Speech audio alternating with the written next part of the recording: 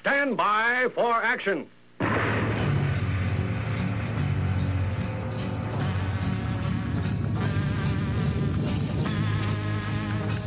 Thanks for joining me. My name is Dave Milner. I am the Unpleasant Blind Guy, and I want to welcome you to part 1 of this episode of the Unpleasant Blind Guy on EDL Radio. Now remember, if you want to contact me with comments, questions, show suggestions, Awesome American suggestions, I'm available at UBG Contact on Twitter, or I can also be found as Dave Milner or Agador, that's Aggedor, on Mublet, the Tea Party Community, Spreely, Minds, MeWe, or Gab.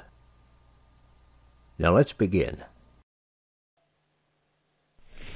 I'm standing on a rooftop looking out over London. Off to my left, far away in the distance, I can see just that faint, red, angry snap of anti-aircraft bursts against the steel blue sky. About 5 minutes ago, the guns in the immediate vicinity were working. I was up here earlier this afternoon and looking out over these housetops, looking all the way to the dome of St. Paul's. I saw many flags flying from staffs. No one ordered these people to put out the flags. They simply feel like flying the Union Jack above their roofs. No one told them to do it, and no flag up there was white. Never in the field of human conflict was so much owed by so many to so few. I hope, indeed I pray, that we shall not be found unworthy of our victory if after toil and tribulation it is granted to us. For the rest, we have to gain the victory. That is our task. Let us therefore brace ourselves to our duty, and so bear ourselves that if the British Empire and its commonwealths last for 1,000 years, men will still say, this was their finest hour. We shall not fail or falter, we shall not weaken or tire. Neither the sudden shock of battle nor the long-drawn trials of vigilance and exertion will wear us down. Give us the tools, and we will finish the job. We shall go on to the end. We shall fight with growing confidence and growing strength. We shall defend our island, whatever the cost may be. We shall fight in the fields and in the streets. We shall fight in the hills. We shall never surrender. I'm out on my own, walking the streets.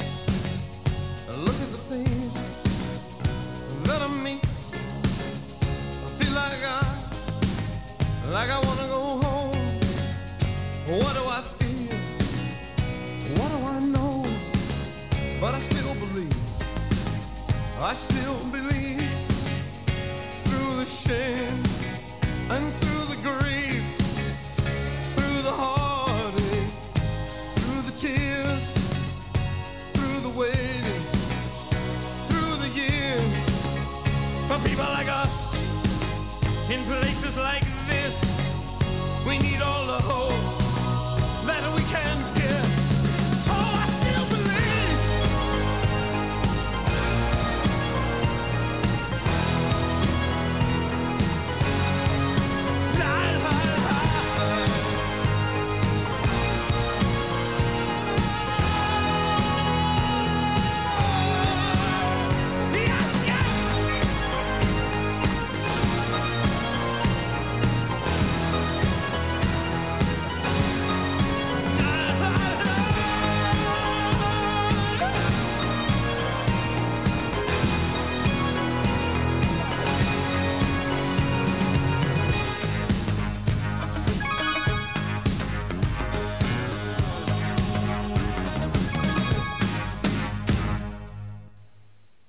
Yes, and good evening and welcome to the English Defence League radio show, broadcasting live on blogtalkradio.com. The English Defence League radio show, the truth and the voice of the EDL. Tonight, ladies and gentlemen, the title of the show and the banner of the show is the English Defence League radio show, March of the Cloven Hooves. Welcome to the English Defence League radio show with your host, Jeff Spider Mitchell. And my wingman for this evening is Dave Agador Milner. Tonight, we will be discussing headlines of the week with a special look at the relentless march of Satan's cloven-hooved minions, the death cult of Islam and their left-wing enablers. The clop of their feet on our streets is being answered with bold determination and a nice bit of pork. We invite you to join the festivities. No surrender ever. All that is necessary for evil to prevail is that good men do nothing. That was by the late, great Edmund Burke. Those who make peaceful revolution impossible will make a violent revolution inevitable. And that was by the late, great President John F. Kennedy. And without a further ado, let me bring my wingman, my dear friend and colleague, Dave Agador Milner. Welcome into the studio, Dave. And I see, Dave, you've grabbed a seat and you're still munching away on those bickies. Hello, mate. Good evening. That's right, Jeff. Well, they call them bickies in Australia, but they're talking about a completely different thing down there. Anyway, good evening to you. Good evening to everybody in the UK. Hello, and good afternoon to everybody in the United States. Hello to everybody around the world, and, of course, off Earth. Yeah, man, have we ever got a big show? We always talk about how we got a big show. We got a big show, man. We have a big show. Every show's a big show, Dave. Every show. It's always mammoth. The shows that we do are always awesome, aren't they, Dave? Myself and Dave, we say it every time. But we do believe it, and we've had the feedback to show that is the case. So, Dave, we have definitely got a great show. We got stuff from the UK. Sorry, Dave, we got stuff from the United States. Yeah, we got stuff from the UK. We got stuff from the United States. We've got stuff from Finland. We've got stuff from Greece. It's crazy how much stuff we have. Jeff, you have the first article I'm going to get up into. We're starting, of course, with the UK. And, guys, as Jeff is getting ready to read this article, I'm going to set it up for you a little bit here because it's from tr.news. We've got a couple of those tonight. This one is from the 12th of this month, right? And this one, we had a very nice Remembrance Day, Veterans Day show, and that's how we chose to honor our veterans. Yeah, it was really good. And just going to read the article. Dave, we always put something a bit special on for our heroes and our veterans out there. Always, don't we? Go on, Dave. Sorry, mate. Yeah, that's right. And just going to read an article now that has a little bit of a different kind of take on the whole thing. So, guys, Jeff, whenever you're ready. Yeah, there you go. And what I've got here is Celtic's Green Brigade disgraced their war heroes. It was a bitterly cold Remembrance Sunday. Celtic were playing Motherwell, and as usual, Celtic's Green Brigade disgraced their war heroes.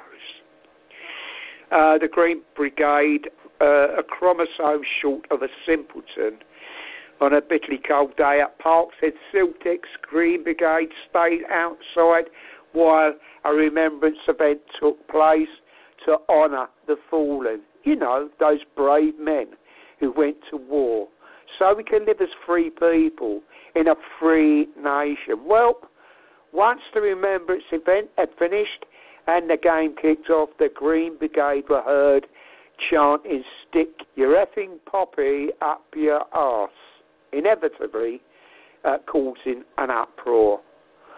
To be fair to some Celtic fans, even ones who aren't exactly pro-British, rightly booed the Green Brigade.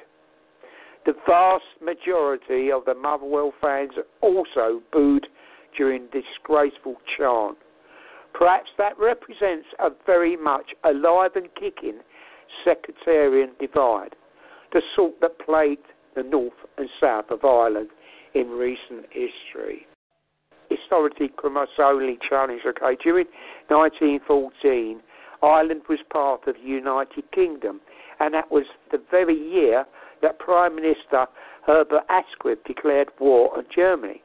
We posted an article yesterday paying tribute to all of our war veterans as well as those currently serving in our armed forces, and rightly so, lest we forget. In that article, we mentioned the Canadian John McRae, who served as a brigade surgeon for an Allied artillery unit during the Second Battle of Ypres in Flanders Fields, as revered as it captures the significance of sacrifice, honour and remembrance. The Green Brigade know very little about history, very little about honour, and an awful lot about disgracing their fellow Irishmen. During the outbreak of war, around 30,000 Irishmen were serving in the British Army. One of those men serving was Lieutenant Neville Woodroffe on the 1st Irish Guards. He was killed in the First Battle of Ypres. Irishmen who fought with and for the United Kingdom during the Great War returned to a hostile country. The Irish War of Independence had started on January the 21st, 1919, when the Brigade of Irish Volunteers shot dead 2 Royal Irish Constabulary officers at Sollenberg, just outside Tipperary. Anti-British sentiment grew while hundreds of thousands of Irishmen were fighting the Germans in Europe. The political situation in Ireland made returning Irish soldiers' lives absolute hell on earth. In garrison towns such as Tralee, Nenagh and Marlborough, ex-British servicemen made up of 20% of the population. William Redmond, the son of an Irish party leader, said, ex-British servicemen, he was one himself, and their dependents were estimated at around 500,000 people. Although some First World War veterans did indeed join what eventually became the IRA, many did not. Many Irish First World War veterans returned home to find a different Ireland, many of whom were shot dead by the IRA. So much was the hatred for the British. The IRA had envoys who collaborated with Hitler's Nazi Germany as early as 1936. Sean Russell, the IRA Chief of Staff 1926 to 1936, had an agreement with Nazi Germany. The IRA would cooperate with the Germans in any military conflicts they found themselves in. This was not the first time the British hating Irish collaborated with Germans. During the First World War, as Ireland was becoming politically unstable, the precursors of the IRA, the Irish Republican Brotherhood, had a splinter group in the IVF. This needs to be read. People need to know what this was about and how sick these people really are. Irish Volunteer Force were to be supplied with German weapons to fight the British in Ireland in the Easter Rising of 1916. The anti-British Irish have a strong history of collaborating with Britain's enemies. And let me go down. There's a picture of Hitler and the Mufti of, I think it was the Mufti of Jerusalem. Hitler was an enemy of Britain. He made use of Palestinian Grand Mufti Haj Amin el-Husseini, who said that Germans and the Arabs had the same enemies, the English, the Jews and the communists. So when we see photos of Celtic RA-loving anti-British Green Brigade waving Palestinian flags at football matches, should we be surprised? The British hating Irish have a sordid history, have sided with Germany as well as international terrorist organisations and groups. They do all this while simultaneously desecrating the memories of the sacrifices of their Irish forefathers who fought with the British in the Great War against the Germans. It's not unusual to hear chances stick your effing poppy up your arse from those who were a chromosome short of stupid, because they are too wrapped up in their hatred of Britain to even consider the sacrifices of their own and what that sacrifice actually meant. The passion, the commitment, the love and respect that we show to our war dead, which includes Irishmen who made the ultimate sacrifice, is something we should all be proud of. That's the end of the story. What can you say about disgraceful scenes like that? We must never be surprised with some of those Celtic, British-hating cretins who they are. They just hate us, Dave. They hate us, what we stand for. And they'd rather collaborate with the enemy every time. And they're an embarrassment to the Irish people. And there's a lot of good Irish people. I know a hell of a lot of good Irish people. And they are disgusted with their ways and what they do. Absolutely. Dave, back to you, mate. Well, Jeff, what gets me about this one is when you look at tr.news, at that article, what you see is another picture in there of Celtics fans showing their respect, quote unquote, for the Palestinian flag. See, you've got Muslims who are infiltrating there, as they're infiltrating everywhere, and there's this sea of Palestinian flags. Jeff, you have the story in front of you, so you can see this picture that I'm talking about here. Yeah. And to have that happen as an answer to respect for those who have died to keep the people free is sickening to me. Not only because the Palestinian nation is basically fake and phony, and it's just squatters in the Gaza Strip that Israel has chosen not to deal with, but because it represents, again, the death cult of Islam, putting its stamp, again, somewhere else in the world, and rubbing everybody's noses in it. And, of course, making sure that they play the victim just in case someone says anything about it. Again, it's there here in the United States. I know in the UK, as this is an example of it, and a lot of other places, the left have to act an ass at ceremonies involving veterans. Of course, we have Veterans Day here in the United States, and we have Memorial Day. We have two of them. And you guys, of course, have Remembrance Day in the UK, and the left have to act like asses.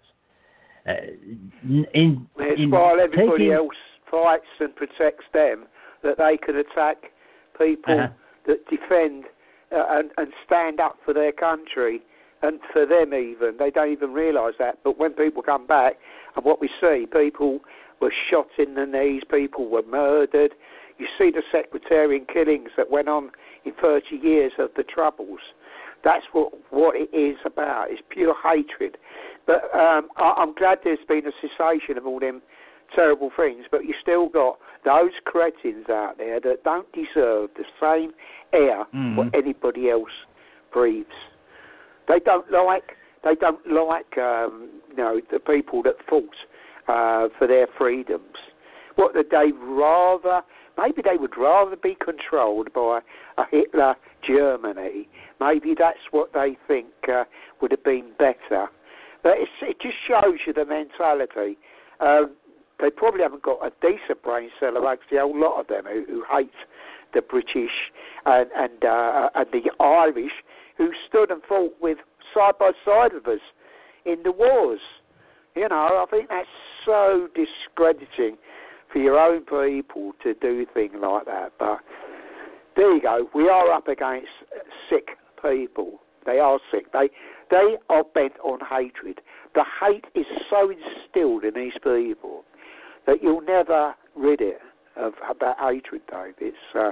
And ladies and gentlemen, it's sad. That can ever end. You can't take hate out of people's hearts. You just cannot do it. It's impossible. It's impossible, isn't it, Dave? Well, the point I was making was kind of the one you made, which is they're using the very freedoms that these people fought for to insult them, and also to bring down our nations. And that gets us into the next story, Jeff.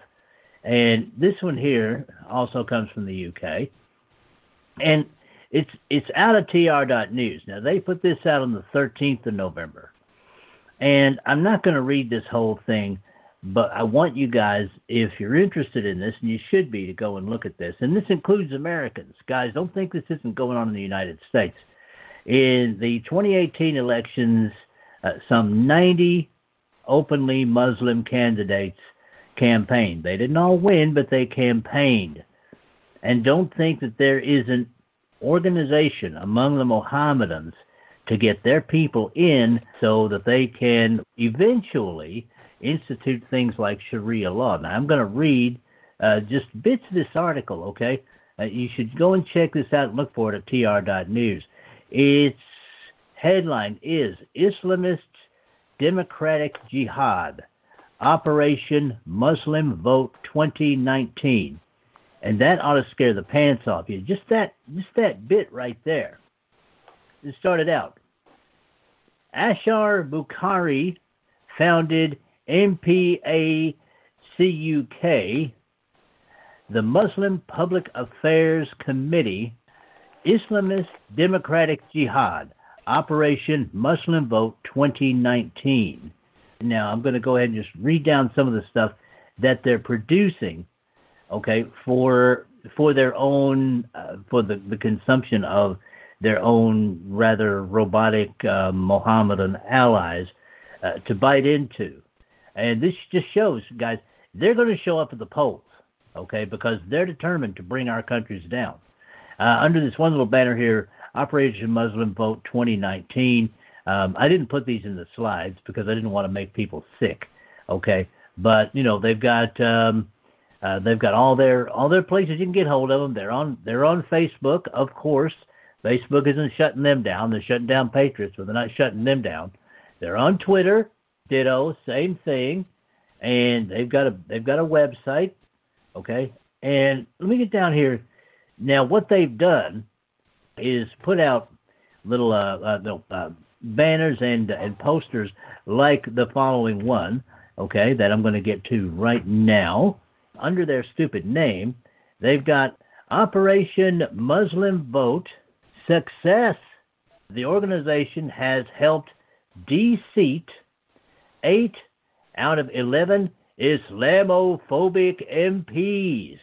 They're bragging about how they've replaced the MPs that they don't like, people who actually want the United Kingdom to survive, with their own people, and they've named them. In 2005, Lorna Fitzsimmons, okay, that's from 2005. And from 2010, let's see, we have Phil Willis, Andrew Dismore, all right, Terry Rooney, and I believe I've heard of Terry Rooney, Claire Ward, all right. And they go on further, guys. Okay, from 2017, Amanda Salloway, Gavin Barwell, Chris Hopkins. Okay, and guys, if you have an MP that you believe has the best interests of the United Kingdom at heart, you can guarantee they're going to be working to unseat that Minister of Parliament. There aren't very many good ones left, and Jeff can tell you that just like I can. Now, underneath that, they've got no other Muslim group in Europe has done this. See, they're proud of it, guys. They're proud of it, and they're going to keep on doing it. There's a video in this article that has the leader of this bunch of people talking about how he was very offended by the Drawing Muhammad thing and defending the attack on the Charlie Hebdo people in France and all of that. This guy, just as Jeff says, this guy was a hater. He is a hater. And he is organizing Mohammedans to vote and to replace people with people who support them in the UK. And as I say, guys, in the United States, this is going on there too with organizations, or here I should say, with organizations like CARE and the Muslim Brotherhood and things like that. What I'm saying here, very important, Jeff, very important. What I'm saying here is you got to get to the polls. You may not love the candidates that are out there or whatever, but don't miss your chance to vote, because not only is the left going to cheat, they and their Muslim allies are organized. You better best believe they're going to have their butts on that line to vote. So you better get out there and vote too. Jeff, your thoughts? And that is it for this time. Next time, part 2. I appreciate each and every one of you. Thank you for listening, and may your God go with you. Goodbye. The Unpleasant Blind Guy is copyright 2019. Anno Domini.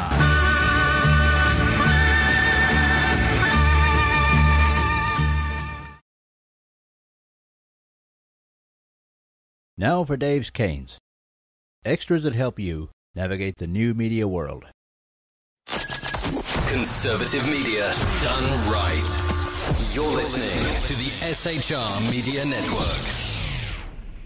Hey, this is Michael Wright. And I'm Shannon Wright. Join us for The Right Way with Shannon and Mike, Monday through Thursday from 7 to 9 a.m. right here on SHR Media. Why are they joining us? For fun things like sports, politics. Oh, maybe some news and entertainment? And all kinds of other things. Money and recipes and events, all kinds of stuff. Yeah, so join us Monday through Thursday, 7 to 9 a.m. here on shrmedia.com.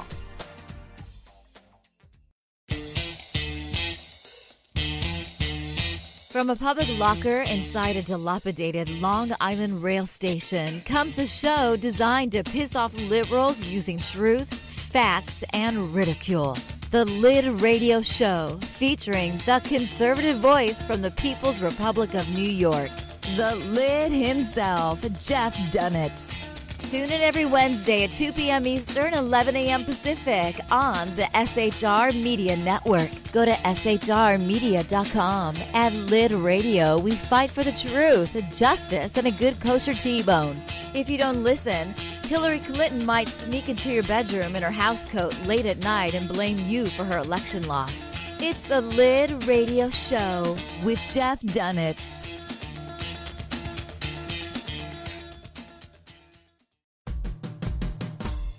It's your business diva here, Melanie Collette. I am inviting you to a front row seat as I discuss some of the most intriguing details of wealth and finance with today's movers and shakers in the world of business.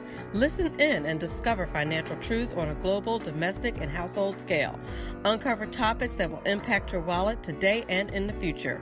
Money Talk with Melanie airs Monday through Friday, 5 p.m. East, 2 p.m. West, right here on SHR Media and High Plains Pundit Talk Radio. You can't afford to miss it.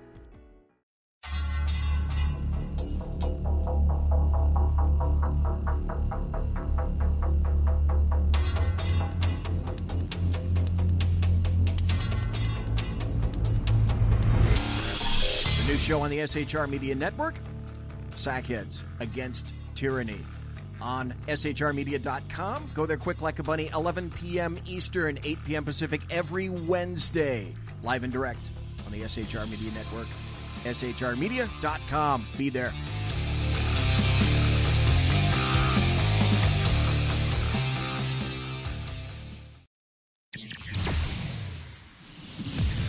Broadcasting behind enemy lines in occupied California, a mere 2 miles from the state capital, the bloviating Zeppelin's Berserk Bobcat Saloon Radio Show can be heard every Tuesday and Thursday night at 8 p.m. Pacific and 11 p.m. Eastern, only on the SHR Media Network. Go to shrmedia.com to listen. You can also watch on the SHR Media Facebook page and the SHR Media YouTube channel. No goldfish were abused in the making of this ad.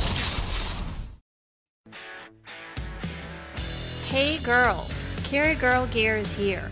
More and more women every day are concealed carrying, participating in competitive shooting, and getting firearms training. It's not a boys' club anymore, and we don't have to shop in their stores anymore either.